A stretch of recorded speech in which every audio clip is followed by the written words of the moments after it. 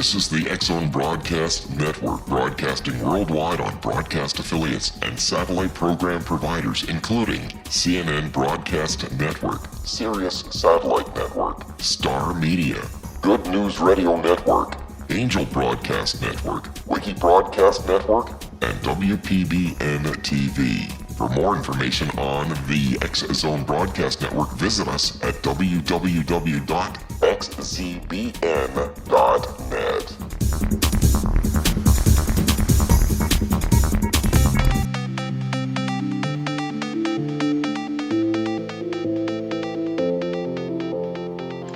Welcome everyone to Too Good to Be True, and thank you to all the listeners.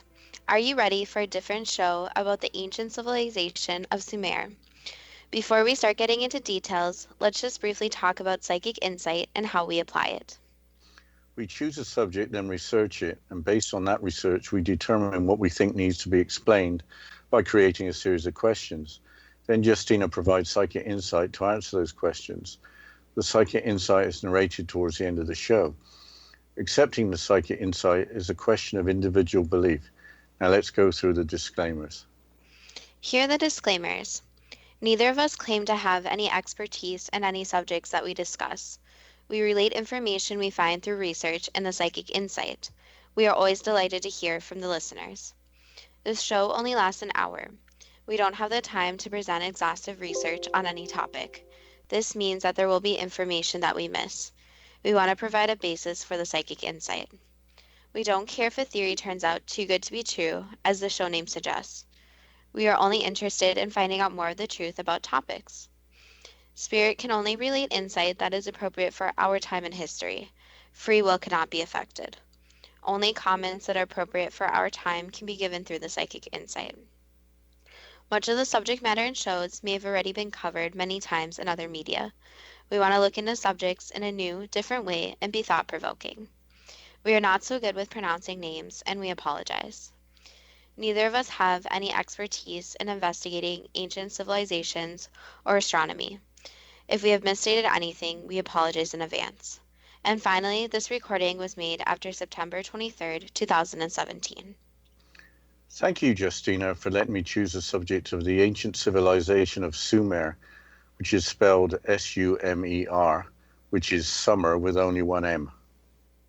Why did you choose the Sumerian civilization? There are several ancient civilizations you could have chosen. Because the Sumerian civilization is claimed to be the first, and they have written records of their history, they somehow built temples called ziggurats, meaning temple towers. They were invaded by the Akkadians from the north, but continued with their culture. The Akkadians eventually lost their influence, with the Sumerians continuing on with their way of life in their city-states. Sounds like you should agree with me that a discussion about ancient civilizations could be rather boring. I hope you don't send me or anyone else to sleep. I think that the Sumerian civilization is rather fascinating, but with so much history to learn, Sumer doesn't seem to get much attention. The most interesting aspect is the content of the ancient Sumerian writings and what has been interpreted from them. What was predicted by some to happen on September the 23rd, started with the translated Sumerian writings. How does a civilization just appear and start building city-states, including ziggurats? There must have been a massive jump in technology. Wasn't September 23rd supposed to mean something, including some predicting of the end of the world? Obviously, the world didn't come to an end, but some believe it may be the beginning of the end or the beginning of a major change. If you Google September the 23rd, 2017, you get over 100 million hits. Why don't you go back thousands of years and start from the beginning without being too boring? I will try my best to make it interesting. Sumer was located where modern-day southern Iraq is now located. The area used to be called Mesopotamia, meaning land between rivers. These rivers are the Tigris and the Euphrates. This area has been described as the cradle of civilization. The Sumerian civilization existed between 4500 and 1900 BCE. Those years span the late Neolithic to the Middle Bronze Age. Isn't Neolithic just another way of saying Stone Age? Yes, late Neolithic means New Stone Age, which means that crops were being grown and animals started to become domesticated. That's the key to the theory of when civilization started. If sufficient food is produced, some of the tribe has time to concentrate on other things than finding berries or chasing some unfortunate wild animal. How is civilization defined? I think it means that the tribe has structure and organization, develops culture, and puts effort into science and industry. You didn't mention government. Yes, structure and organization were put in place. The Sumerians eventually created the first form of government after being led by religious leaders. So somehow the Sumerians went from hunter-gatherers to city dwellers, including engineers and scientists, with the earliest form of government with laws. Where did they come from? Were they just locals who just became smart? That doesn't seem to be known. The Sumerians emigrated from somewhere else and apparently spoke a different language to the people that already existed in the area. They may have arrived from around the Caspian Sea or where modern-day Hungary is located now. However, the Sumerians have a distinct advantage in being studied in that they didn't use paper with some kind of writing tool. Well, we'll have to continue talking about the Sumerians after this short break, but please go like and follow us on Facebook under Too Good to Be True, and we will continue with the Sumerians after this short break.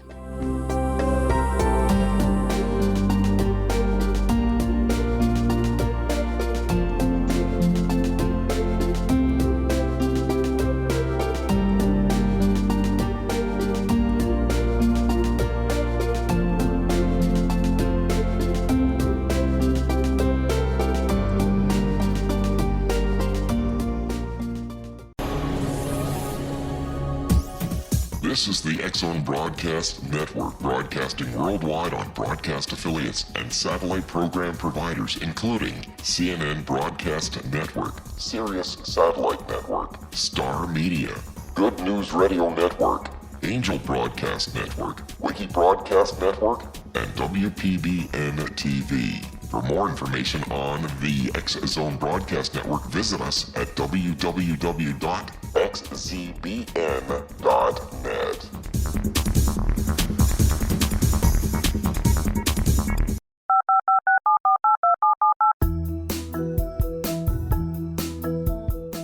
Did you know that when you're on the road with limited data or Wi-Fi, you can still listen to the X-Zone Radio Show with Rob McConnell, The Science of Magic with Gwilda Wiyaka, X-1, Dimension X, Space Patrol, and every minute of the X-Zone Broadcast Network by calling 213-401-0080, courtesy of Audio Now.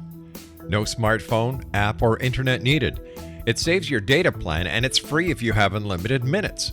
Call 213-401-0080 to listen on any phone, anytime, anywhere. Remember 213-401-0080 for the best of the paranormal, parapsychology, and sci-fi radio programming anywhere, 24/7, 365.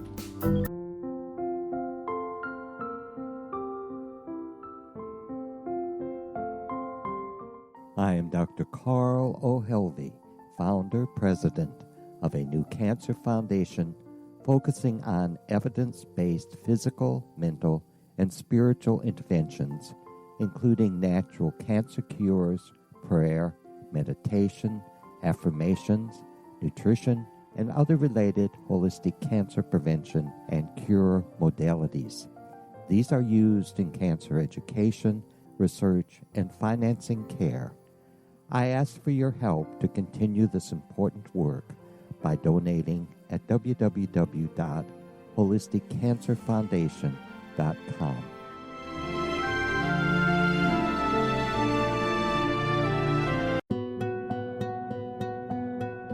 Is it science or is it magic? Once a magical thing has been scientifically proven, is it no longer magic? Or is magic simply the science of tomorrow? Join me, Gwilda Wiyaka, on The Science of Magic, a a syndicated radio program dedicated to combining the science and magic of today's dynamic and controversial topics to co-create new solutions.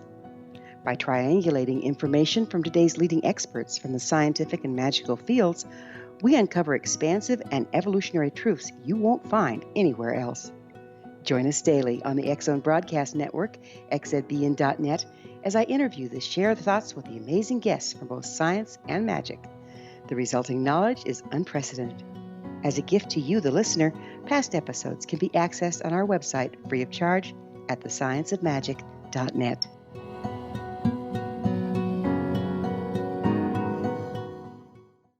Little children aren't the only ones afraid of the dark. Millions of soldiers return from war zones with PTSD, anger, frustration, fear, and loneliness, much of which surfaces during the darkness of the night. You have the chance to change the lives of these American heroes. Songs and Stories for Soldiers.us provides free MP3 players for these men and women.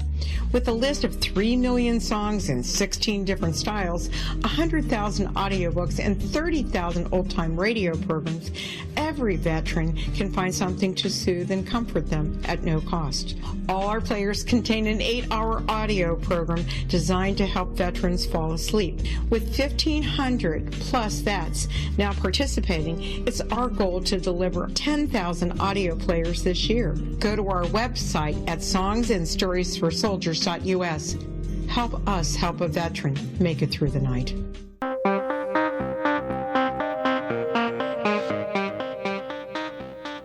Welcome back to Too Good to Be True, and before the break we were talking about the Sumerians and some background about them. And Dad, you were just mentioning that the Sumerians didn't write on paper. So what did they use instead of paper? Because paper would have not really survived well over the centuries. Yes, that's true. They used clay tablets and clay cylinders, which were written on using a reed stylus. Once the tablets or cylinders were dried, they were permanent. Apparently, some were baked well after the fact by archaeologists. The writing in the clay was wedge-shaped and is called cuneiform. There were hundreds of different characters that make the tablets very difficult to translate into modern languages. So they taught themselves how to write, as well as finding a method for preserving their writings. That's impressive. But I still don't really understand how they transitioned from hunter-gatherers to city dwellers, with scribes writing things down. The explanation is that the annual flooding of the Tigris and Euphrates rivers provided for rich, fertile soil that provided a large amount of food. This is despite limited annual rainfall. Apparently, complex irrigation systems were used, including canals, levees, and gates, using water from the two rivers. With the surplus of food, as mentioned earlier, there were people who could work on different tasks besides feeding themselves. What else is interesting is that city-states they created for each other. So how was society structured in the city-states? I'm going to quote from Wendy Ann's blog from 2012 on the website fathis.com. Quote, "The ancient Sumerians were credited for the invention of government. They were affected politically and economically by it. It was invented to organize labor, and officials were appointed to sort out problems and work on construction projects. Because of this newly organized labor, people could work together to form an economy by building canals and roads that made trade easier. Socially, the people now had something to do and a way to earn a living.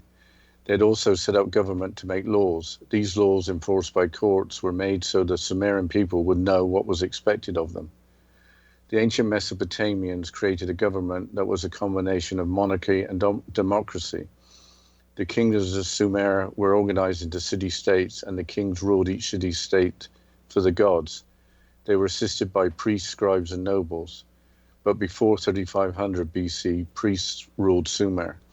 They attended the gods who really ruled," unquote. So the writer of the blog states that there were laws and the gods ruled, with religious priests being in charge of society to begin with. So what was the Sumerian religion, and who were the gods? Each city-state had its own god, along with a ziggurat. These were the temples built like step pyramids with flat tops. The priests would live in the ziggurats and serve the gods by making sacrifices. If the gods were happy, the rivers would flood and the crops would grow.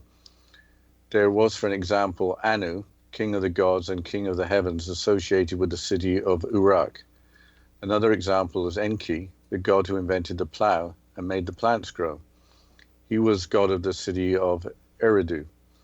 A third example is Inanna, the goddess of love and war. Her city was Uruk. Sumerian gods were believed to have human characteristics, so sometimes they were good and sometimes they were bad. The goddess of love and war must have been a little conflicted. Ancient civilizations believing that they were ruled by gods is what we would expect. That's how the ancient Greeks operated. The gods lived on Mount Olympus. But like you, I'm still wondering how the Sumerians figured out how to build ziggurats, let alone cities.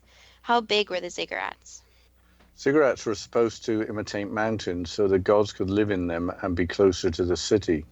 In Iraq, a white temple dedicated to the sky god An was built on a flat platform of a ziggurat. This had an area of about 382 square meters, or over 4,000 square feet. Because only ruins are left, it is hard to estimate the height of ziggurats. But the White Temple is estimated to have been higher than 12 meters or 40 feet. So it should have been visible at long distances on the flat plain. How big was the city of Uruk? Uruk could have had a population of between 50,000 to 80,000 people living within an area of 6 square kilometers or 2 1/3 square miles. What else is known about the Sumerians? They actually had female rulers. One was Kubaba, queen of Kish. They also were well-traveled merchants. Who were they trading with?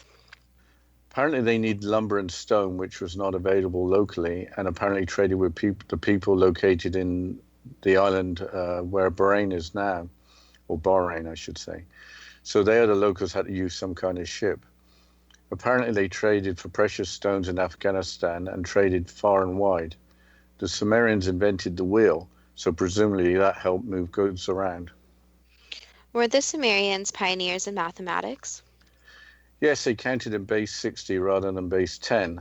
The legacy of that apparently includes clocks, counting 60 seconds for a minute and 60 minutes for an hour. Also, there is 360 degrees in a circle. They seem to understand the concept of space and time.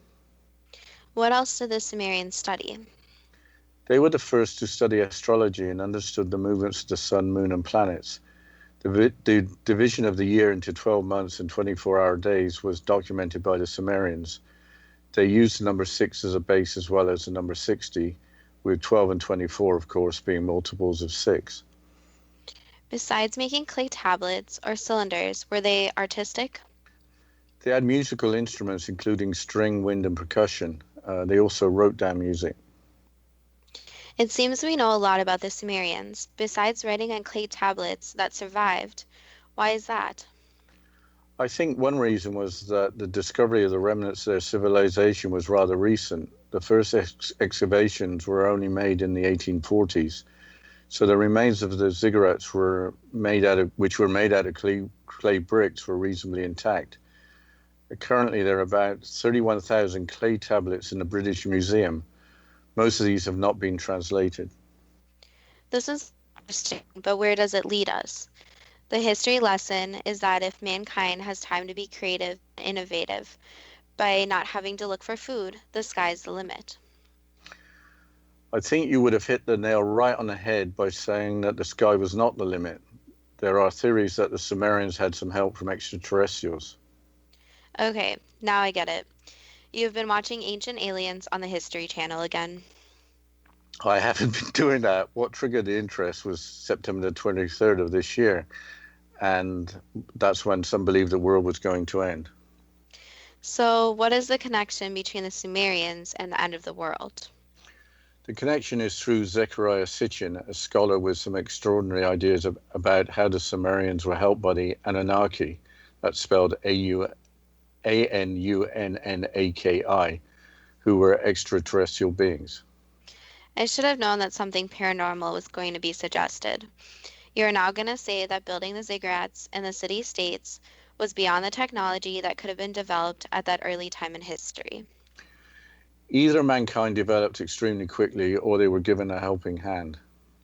So how did Zecharia Sitchin come up with the idea of the Anunnaki? He translated Sumerian tablets, actually spent a lifetime working on them. According to his studies, the gods that the Sumerians worshipped and obeyed were actually the Anunnaki, who genetically engineered the human race to work as their slaves. Here's a quote from the website ancientcode.com. Quote, "Today, when we read or seek information about the Sumer and the Anunnaki, or the people that inhabited that part of the world, we come across controversial author Zecharia Sitchin. In 1976, author Sitchin published his personal translations of the Sumerian texts in a series of books called The Earth Chronicles. According to Sitchin, the clay tablets describe an alien race known as the Anunnaki, who came to Earth to mine gold. Sitchin practically suggests that extraterrestrials visited Earth in the past because their home planet needed gold to survive." Unquote. Apparently, Anunnaki means in Sumerian, those who came down from heaven. Why did the Anunnaki need gold, and where did they get it from? Apparently, the gold in particles was needed in the atmosphere of their home planet of Nibiru to protect the inhabitants from ultraviolet radiation. The gold was supposedly mined in South Africa. Some sources claim there is evidence of the Anunnaki having visited South Africa, which is a long way from modern-day Iraq. What was the description of the Anunnaki? What did they look like? There's a clay relief or sculpture in the form of a tablet in the British Museum of the Sumerian god Ninurta, spelled Ninurta. The figure is wearing what looks like a watch on each wrist and a large Maltese cross-like pendant on a rope or chain hanging from the neck. The figure is holding some kind of rod or staff in his left hand, while pointing at the wall with one finger in the right hand. The figure appears to have long hair and a beard and wears a hat about 45 degrees that looks like a flower pot. The devices on the wrist are pretty common on other figures in clay reliefs. The wristwatch is modern. When was the wristwatch invented? They were first used in World War I by troops in the trenches, so it was about 100 years ago. What about the Maltese cross? When did that become a symbol or emblem? In the 15th century or in the 1400s, the cross denotes 8 values that knights at that time would aspire to. Are there other strange artifacts in other museums from that era? There are clay figures and stone carvings in the National Museum of Iraq in Baghdad, including figures that certainly look extraterrestrial, with elongated bodies and with a reptilian appearance.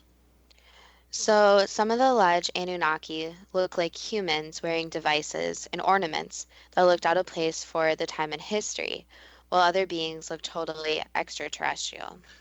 That's right, but there are all sorts of claims for extraterrestrial-looking artifacts all over the world. Maybe the Sumerians enjoyed making strange clay tablets and weird-looking figures for good luck and for protecting their crops. Possibly, but maybe they just wanted to document what they saw. Going back to Zecharia Sitchin, what else did he write about the Anunnaki? He wrote about the Sumerian version of the creation of the solar system. Clay tablet BA243, which is in a museum in Berlin, shows an extra planet in the solar system. Sitchin has been pictured holding that clay tablet. According to Sitchin's research, there was an additional planet called Tiamat, spelled Tiamat, that was closest to the sun. From outer space, Nibiru, a large planet almost the size of Jupiter, arrived, attracted by the gravitational pull of the solar system. Parts of Nibiru were broken off by the gravitational forces of the outer planets, with Nibiru now on course to collide with Tiamat, almost breaking the planet into two, but changing the paths of both planets. These paths became large elliptical orbits around the sun.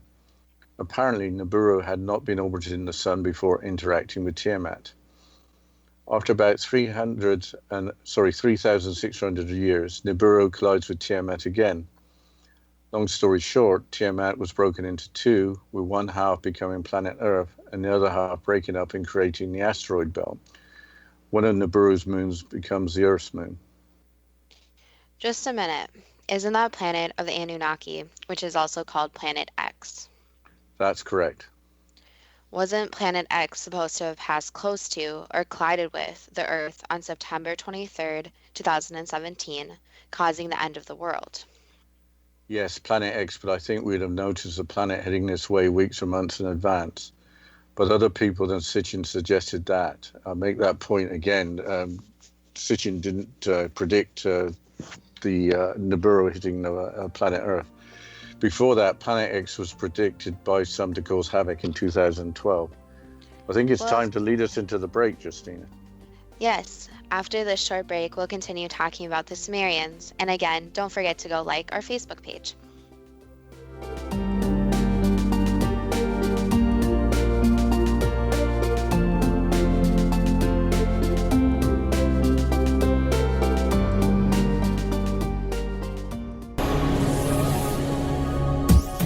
This is the X-Zone Broadcast Network, broadcasting worldwide on broadcast affiliates and satellite program providers, including CNN Broadcast Network, Sirius Satellite Network, Star Media, Good News Radio Network, Angel Broadcast Network, Wiki Broadcast Network, and WPBN TV. For more information on the X-Zone Broadcast Network, visit us at www.xzbn.net.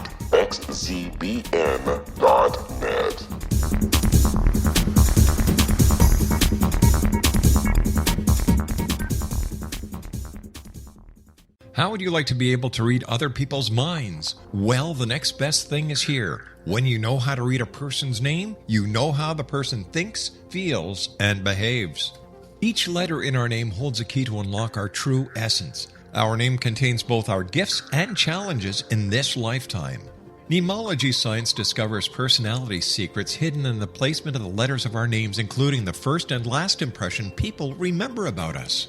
Sharon shows us how to interpret the arrangement of letters as outlined in her book, Know the Name, Know the Person. Sharon Lynn Wyeth created Nemology science after 18 years of research and testing her theories, and has supported thousands of people around the world in understanding themselves and others better. You'll enjoy Sharon's unique teachings as she shares her system to learn the gifts behind your given birth name. Even if you don't like your birth name, there are jewels in this book. If you're thinking of changing your name, ready to name your child, or wanting to get along better with others, this is the book for you. If you'd like to improve your relationships and change your life for the better, get the book today, Know the Name, Know the Person, or visit www.knowthename.com. That's www.knowthename.com.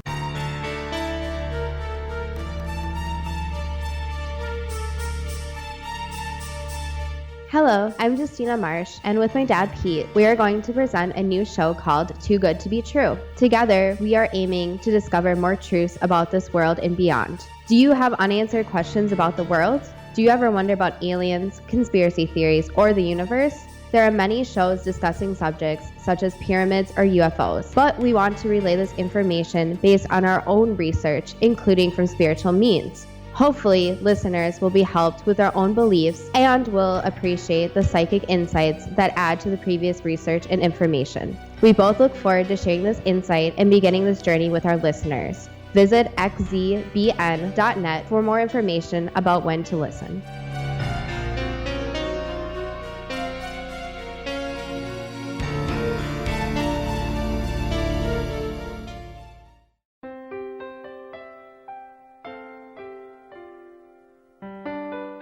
Ancient prophecies, legends, and current events indicate we're entering a high-frequency era supporting enlightenment. During expansive times, old rules fail, necessitating access to the ever-shifting currents of life for guidance. There's an ancient form of shamanism through which we can obtain the information we need. I'm Gwilda Wiyaka, founder and director of Path Home Shamanic Art School, with a great new provision for those interested in spiritual evolution and personal empowerment. Galactic Shamanism, Art of the Ancients, Key to Tomorrow, is an upcoming series of leading-edge online affordable classes designed to guide and support you and your family during these times of transition. Embrace the magic. Empower your life. Study Galactic Shamanism at findyourpathhome.com.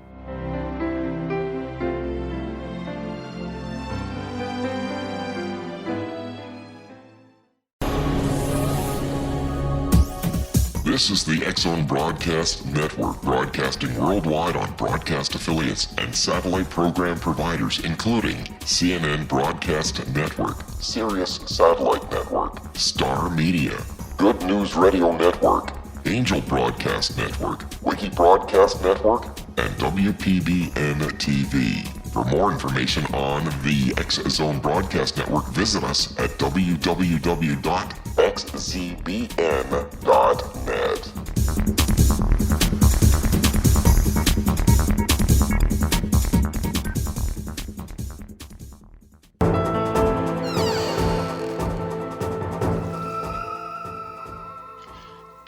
Welcome back to Too Good to Be True. And before the break, we were talking about the end of the world prediction on September 23rd, Planet X, and Sitchin's predictions.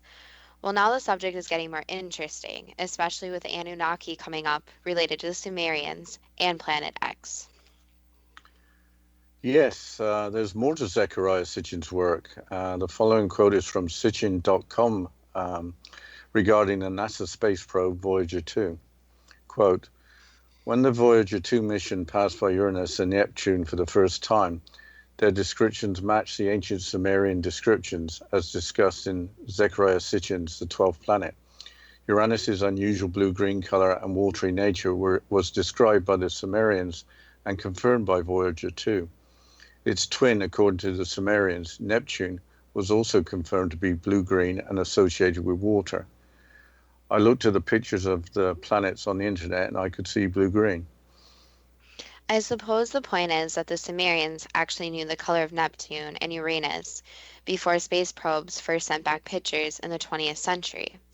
Before we move on to a better explanation for the solar system from ancient clay tablets, is there anything else to say about Sitchin?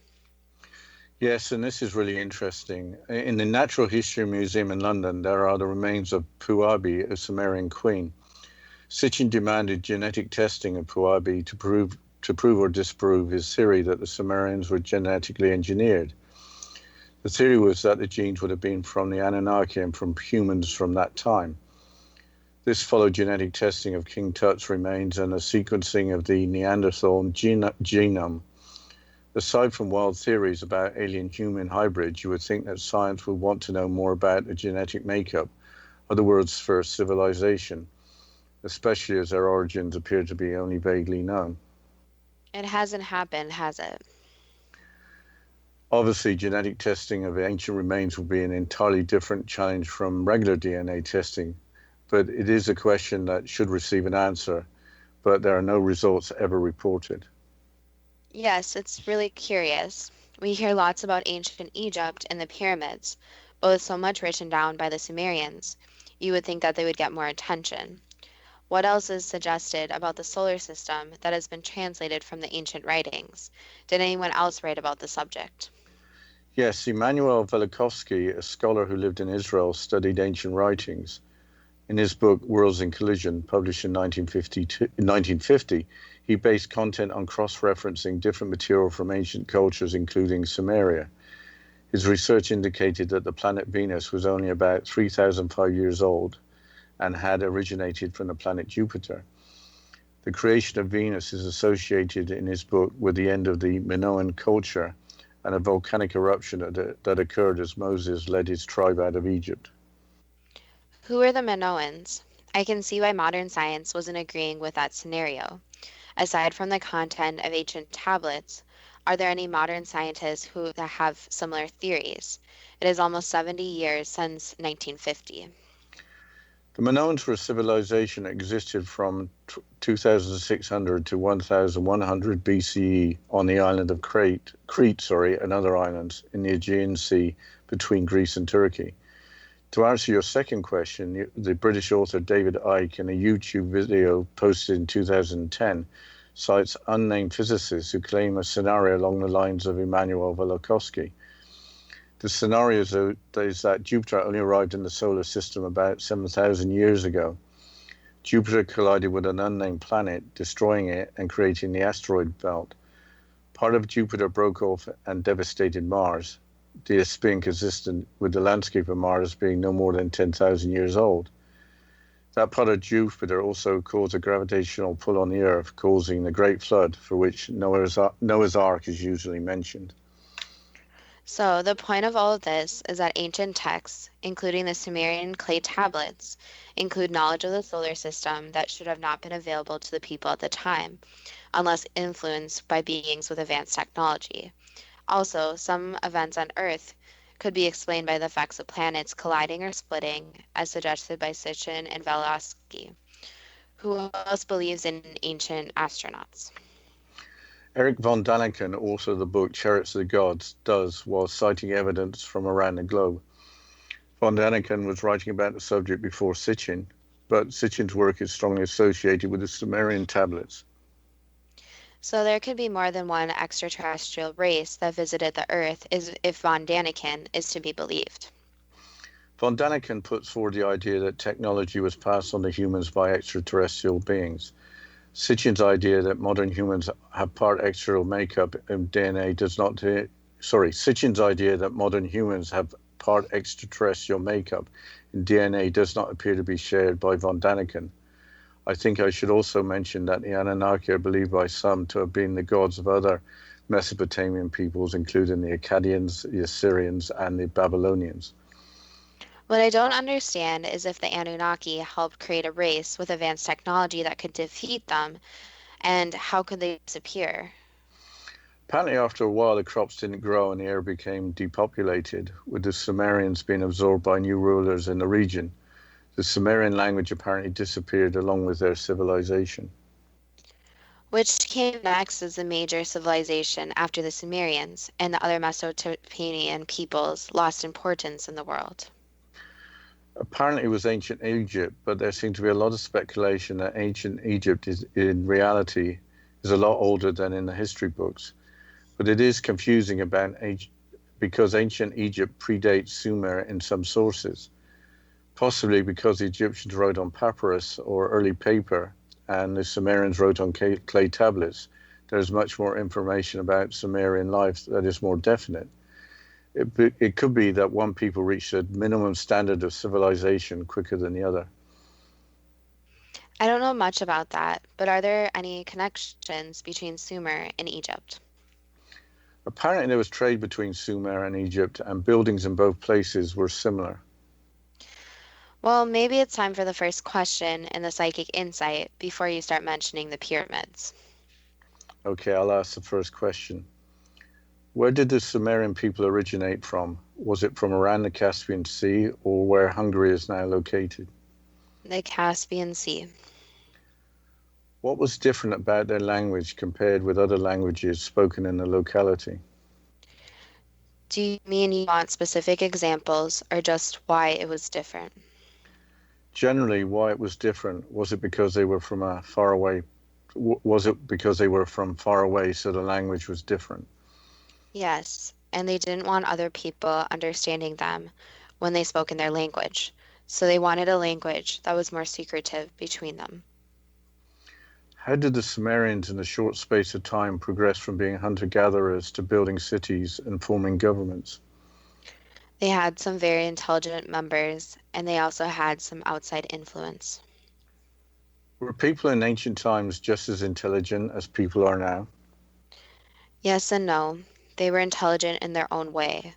So they weren't intelligent in a way that someone now is considered intelligent, but they were more imaginative and looked at different possibilities more. Is it like children today getting their creativity educated out of them? Yes and no. It's that now everyone wants to be pretty similar to each other. And back then, it was the people who were different who were most celebrated. How did the Sumerians learn how to irrigate their crops? That was actually given to some of the members with their imagination and through dreams. Did gods really rule each city-state? Separate gods, no. How did the Sumerians learn how to build ziggurats? That again was given through dreams. How tall were the tallest ziggurats? More than 12 meters or 40 feet? Yes. Were they very tall? How tall were they? Yes, They were about double that height.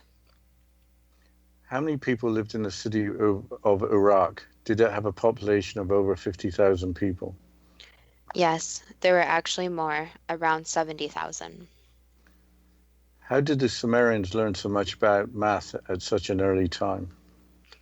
Their dreams and their worship and spirituality. So some of the information was, you could say, fed to them, while others used their imagination. So you can think about it this way. Back then, there wasn't too much to do. There wasn't television. There wasn't a lot of different activities to do. So some people focused their time into improvements, and basically they believed in that there wasn't any barriers to their knowledge. It was more an endless possibility. So when people think of peoples way back then, they think of them as not very intelligent and more focused on just survival. But in the times in between, they did try to create new ideas and tried to improve the people around them. How did the Sumerians learn to make and play musical instruments? So that was again partially fed to them, and partially some very smart people who created the musical instruments and then self-taught themselves. So it was a lot of practice. Why is there so little interest in Sumer with thousands of clay tablets yet to be translated? Because it is very difficult to translate, and people are just more concerned with current world events than past world events. Is it true that extraterrestrial beings assisted the Sumerians with their advanced technology? Yes. Is there any truth to the writings of Zecharia Sitchin that the extraterrestrial beings were the Anunnaki? Some of them. You mean some of Zecharia Sitchin's writings? Yes. Did the Anunnaki interbreed with humans to create a hybrid race? No. The Anunnaki just helped with technology? Correct. Did the Anunnaki come to planet Earth to mine gold? No. What did the Anunnaki come to planet Earth for? For advancement purposes and other elements, but it was not gold. Was there such a planet as Nibiru that needed gold to protect itself from harmful radiation? No. Where did the Anunnaki come from? A faraway place. Is the clay tablet in the British Museum of the god Ninurta of a human or extraterrestrial being? Extraterrestrial. Was Ninurta an Anunnaki? Yes. What are the devices on Ninurta's wrists?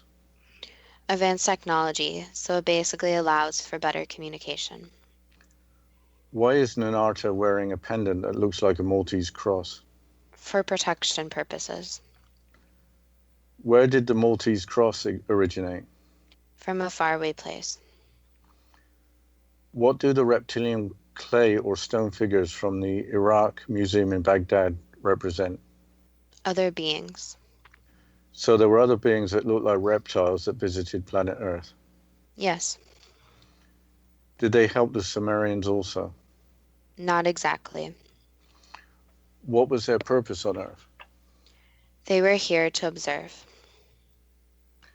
Was Zecharia Sitchin correct in his interpretation of clay tablets that Nibiru collided with another planet, breaking into two, creating the planet Earth and the asteroids? No. Did anything like that happen? No.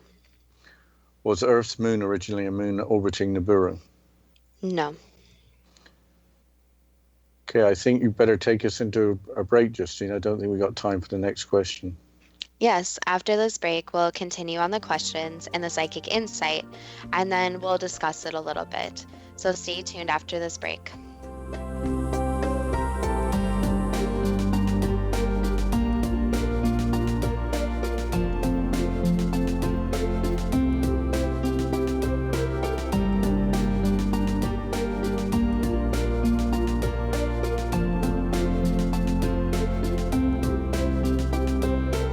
The Earth is under ever-increasing pressure from untenable lifestyles and growing populations. Yet, viable answers seem in short supply. What if I told you there's an ancient form that can empower you to take charge of your life? What if your entire family could be enfolded and supported by life itself, Finding Safe Passage Through Challenging Times. I'm Gwilda Wiyaka, founder and director of Path Home Shamanic Art School, with great news. An upcoming series of leading-edge online affordable classes based in an ancient form of shamanism, easily learned and used by your entire family. Galactic Shamanism, Art of the Ancients, Key to Tomorrow are a series of online adult and children's lessons instructing your entire family on natural law, how to cooperate with and be supported by the powers of the universe. Visit findyourpathhome.com to find these unique and powerful classes.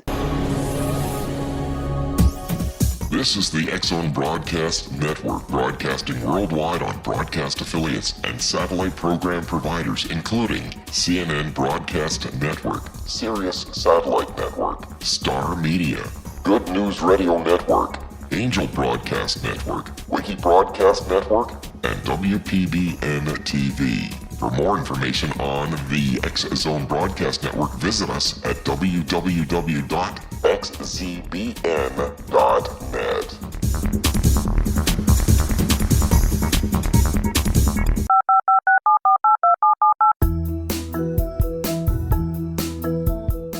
Did you know that when you're on the road with limited data or Wi-Fi, you can still listen to the X-Zone Radio Show with Rob McConnell, The Science of Magic with Gwilda Wiyaka, X-1, Dimension X, Space Patrol, and every minute of the X-Zone Broadcast Network by calling 213-401-0080, courtesy of Audio Now. No smartphone, app, or internet needed. It saves your data plan, and it's free if you have unlimited minutes.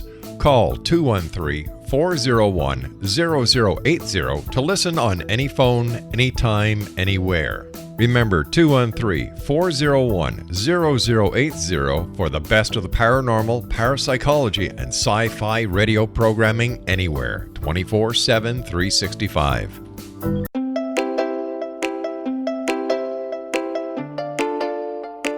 Are you curious? Do you want to learn more about how the world works and have fun at the same time? Study coincidences with me, Dr. Bernie Beitman, MD, on my Connecting with Coincidence radio show, here on the XZBN network. Listen to Jungians theorize, statisticians randomize, true believers evangelize, while I categorize. I dance to the rhythm of coincidences. People who experience me see more of them. Maybe something on the show matches a thought in your mind. Let us know. Expand your mind to the weirdness happening around you. Synchronicity spoken here, there, and everywhere. For more information, put Connecting with Coincidence in your search engine and find my website, my social media sites, and my blog.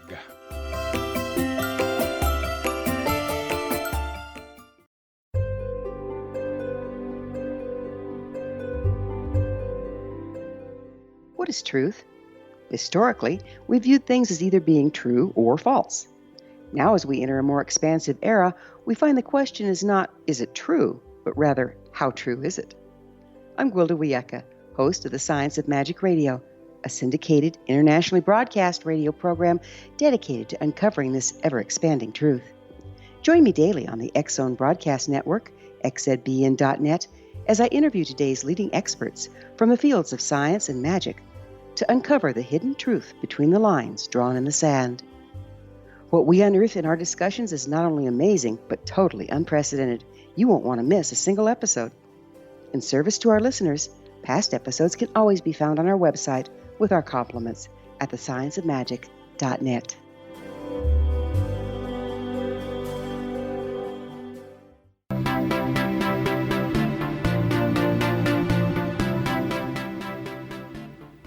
Welcome back to Too Good to Be True. And before the break, we were going through the questions and answering it with the psychic insight.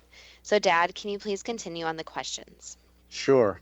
Why did so many people think that Nibiru was going to pass by or collide with Earth on September the 23rd? Basically, it was based off different predictions. And the thing is that people like to think about an endpoint.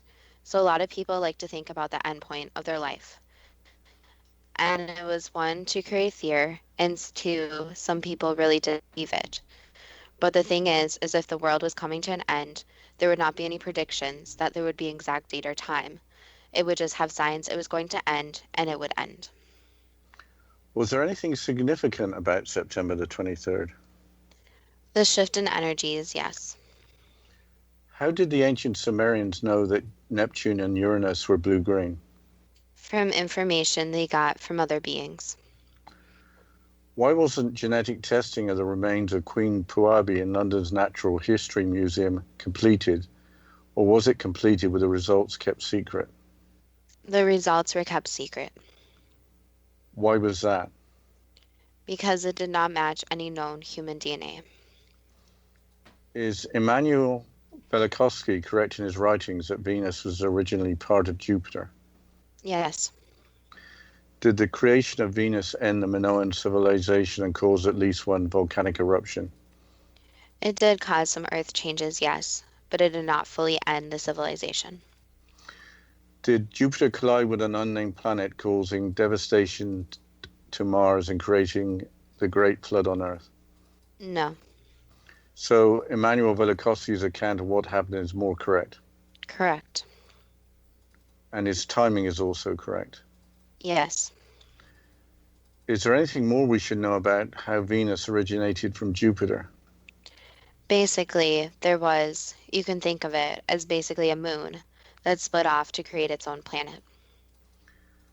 Without extraterrestrial influence, how did the Sumerians know so much about astronomy? They wouldn't if it wasn't for the influence. Is Eric von Daniken correct in that extraterrestrial visitors taught humans advanced technologies all around the globe? Yes. Why didn't the Sumerians dominate the then known world with their advanced technology?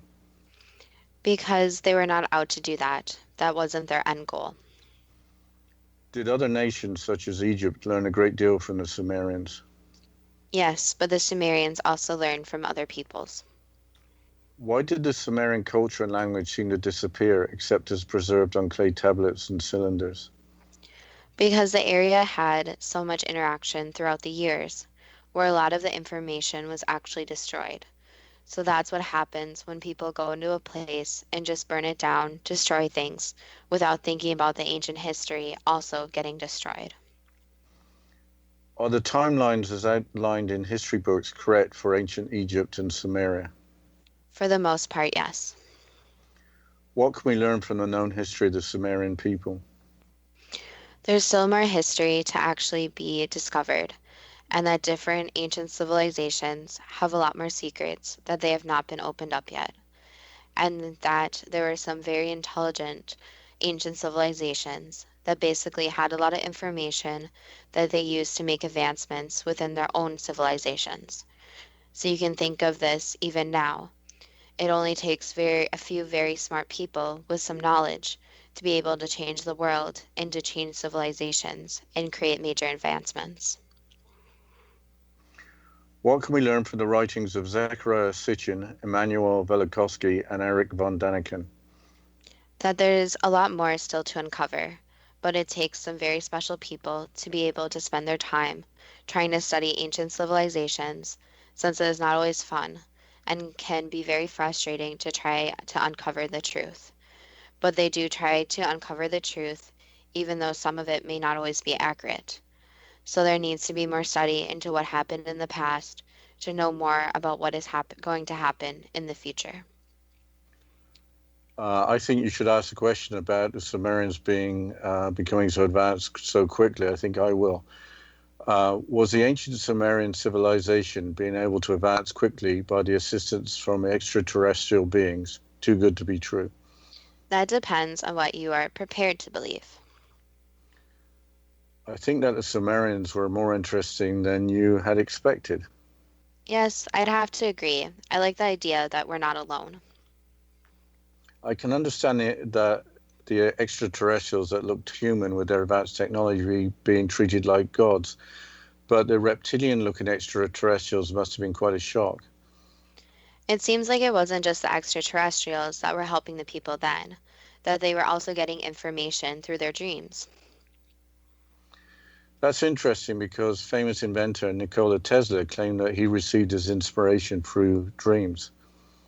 He wasn't the only one. It seems to be quite common. Here's an example I really like from the website blogspot.com. And I quote, 19th century chemist Dmitri, and I'm going to mispronounce his last name, so I apologize, but Mendeleev fell asleep while chamber music was being played in the next room. He understood in a dream that the basic chemical elements are all related to each other in a manner similar to themes and phrases in music. When he awakened, he was able to write out the first time the entire periodic table, which forms the basic of modern chemistry. End quote. Chamber music is classical music for small orchestras, so may have relaxed him. The Sumerians apparently had 20 or so different musical instruments, so that was more than enough for an orchestra. We included 3 different authors who wrote about extraterrestrial influences on mankind. Why did you think it was important to mention all 3 of them? Zecharia Sitchin, Immanuel Velikovsky, and Erich von Daniken are sometimes termed the pseudo-scientific myth makers, so they are grouped together. If you combine their writings, it seems that you get close to the information from the psychic insight. It seems that a negative approach can be if an author is wrong about some theories, all the author's theories must be wrong. How do you provide scientific evidence to support theories when you're working with ancient relics? You have to make assumptions that connect the dots. There is circumstantial evidence with limited scientific evidence. But I think we have to talk about Planet X, especially as the end of the world didn't actually happen on September 23rd. Yes, the whole idea of Nibiru or Planet X appears to be a myth, but we learned, depending on whether you are prepared to believe it, that Venus was once the moon of Jupiter. Yes, and what is amazing is that that change would have only happened a few thousand years ago.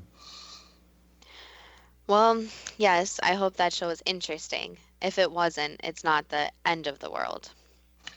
That wasn't very funny. There are actually jokes and riddles included in the ancient clay tablets, but that's something listeners will have to check into on their own. Yes, the jokes that you told me and that we found were rather crude. Okay, Justina, are you going to mention the Facebook page again, or have you got more thoughts on Zecharia Sitchin and the other authors?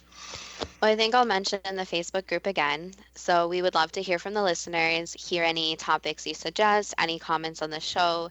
And if you've actually read into Sumer, the Sumerians, you have any knowledge to share, we would love to hear it.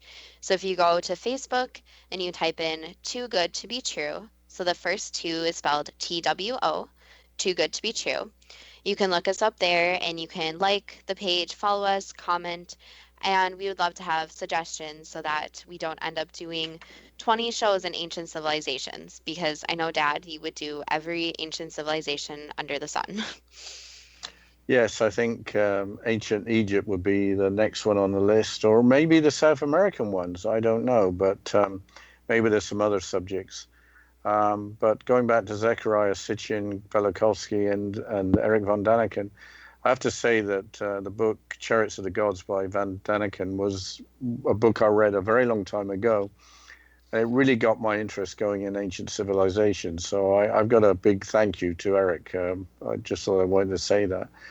And I know it'd be very nice if our listeners could suggest some ideas. It's a lot more fun when somebody comes up with a suggestion.